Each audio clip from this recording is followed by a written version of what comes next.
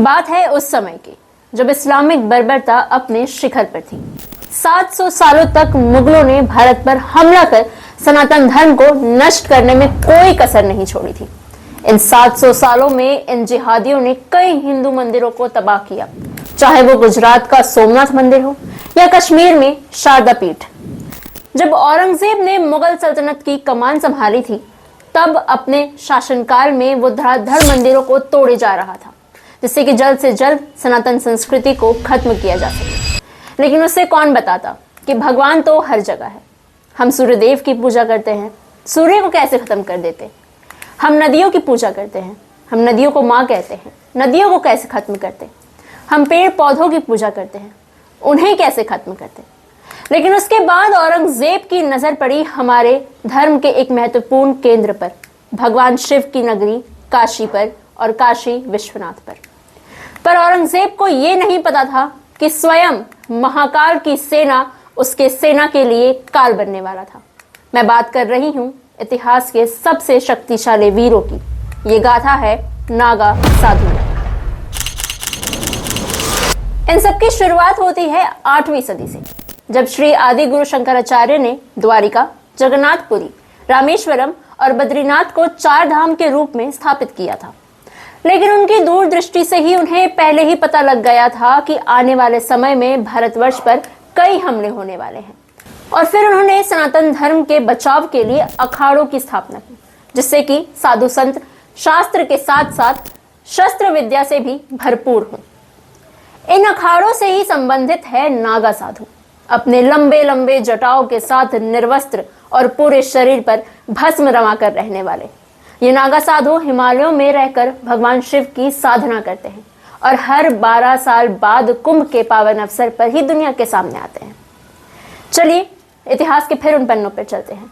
16वीं सदी तक ये नागा साधु अपने साधना में लीन रहते थे।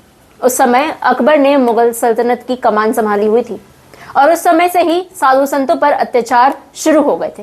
इन अत्याचारों को रोकने के लिए मधुसूदन सरस्वती जी अकबर के पास गए, उनसे बात की, लेकिन अकबर ने उनकी एक ना सुनी और अपने अत्याचारों को जारी रखा। ये सब देखकर मधुसूदन सरस्वती जी ने सभी नागा साधुओं को वाराणसी में एकत्रित किया और सनातन धर्म की रक्षा करने के लिए शपथ लिया, और जिसके बाद वो खुद साधु संतों की रक्षा करने में लग गए। कुछ समय बाद शासन आया सबसे क्रूर मुगल शासक औरंगजेब का। साल 1664 में औरंगजेब ने काशी विश्वनाथ पर हमला कर उसे ध्वस्त करने की सोची, जिसके बाद औरंगजेब ने बहुत बड़ी मुगल सेना तैयार की और काशी विश्वनाथ की ओर रवाना कर दिया। इससे पहले मुगल सेना को किसी भी हिंदू मंदिर को तोड़ने के लिए किसी भी तरीके का संघर्ष नहीं करना पड़ा था। उन्हें लगा कि काशी विश्वनाथ को भी तोड़ना उनके लिए कोई बड़ी बात नहीं होगी।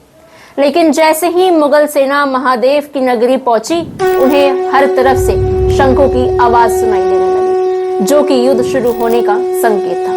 मुगल सेना को उस दिन की तरह डर का एहसास पहले कभी नहीं हुआ था और देखते ही देखते मुगल सेना के सामने खड़ी थी नागा साधुओं की सेना, जिनके हाथों में एक ऐसा त्रिशूल था जिसने पहले भी कई राक्षसों को घुटने टेकने पर मजबूर कर दिया था।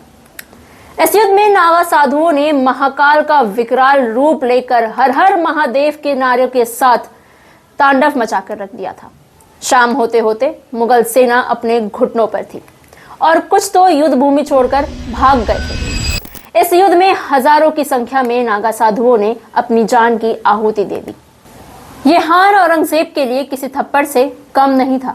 नागा साधुओं का ऐसा रौद्र रूप देख मुगल सेना के अंदर काफी डर बैठ गया था। औरंगजेब ने अगले 4 सालों तक काशी विश्वनाथ की तरफ आंख उठाकर भी नहीं देखा था।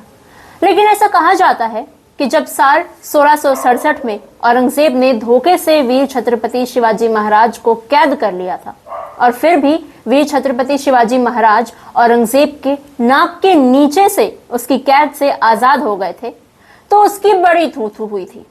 इसका ही बदला लेने के लिए साल 1669 में पहले से भी ज्यादा बड़ी सेना को फिर से काशी विश्वनाथ की तरफ हमला करने के लिए भेजा और एक बार फिर मुगल सेना के सामने खड़ी थी नागा साधुओं की सेना और मुगल सेना को कड़ी टक्कर भी दी। लेकिन 40,000 नागा साधु वीर गति को प्राप्त हो गए और बदकिस्मती से औरंगजेब जीत गया और इस बार उसने ज्ञान व्यापी मंदिर को तोड़कर ज्ञान व्यापी मस्जिद बनवा दिया।